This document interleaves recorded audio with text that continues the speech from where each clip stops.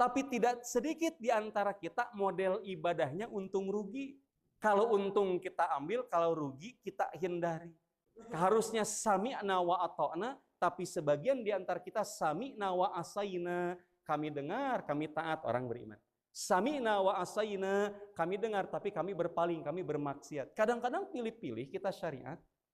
Pada saat kita sudah berpuasa, sudah bersedekah, memantaskan diri, pantas saya ke surga oge. Da ahli salat, ahli puasa, ahli tilawah. Ini percaya diri yang disebut dengan gurur, tertipu mintal bis iblis. Salam Ibnu Athaillah As-Sakandari mengatakan, jika iblis tidak berhasil membuatmu untuk bermaksiat kepada Tuhanmu secara nyata dalam pelanggaran syariat, maka dia buat apa? Dia buat dirimu ujub, percaya diri bahwa dirimu lebih pantas dimuliakan Allah daripada orang lain.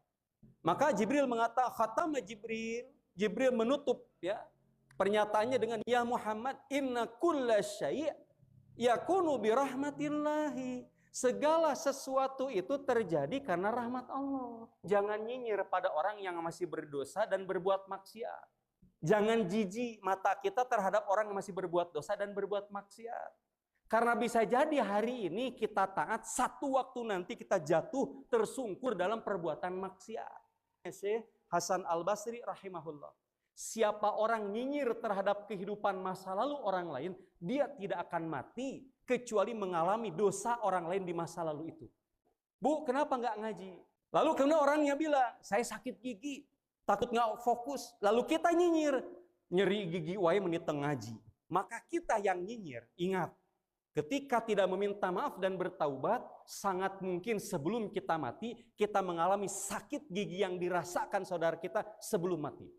Yang lebih parah, tahu modalnya, kan dulu dia itu wanita itu kan PSK, penjual sangu kuning. Kalimat nyinyir ini, setelah orang bertaubat kita nyinyiri itu, maka apa yang terjadi? Tidaklah dia meninggal dunia, kecuali dia akan berzina terlebih dahulu, sebagaimana nyinyiran dia pada orang yang telah bertaubat dari perbuatan zina. Kita dipandang orang mulia, dipandang orang terhormat, itu karena apa? Karena Allah tutup aib, dosa, dan keburukan kita.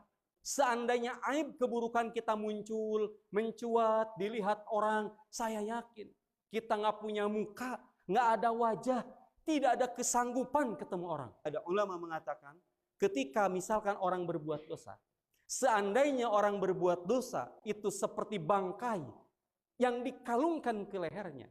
Satu berbuat dosa, dikalungkan bangkai. Lalu berbuat dosa, dikalungkan bangkai. Lalu kita bawa bangkai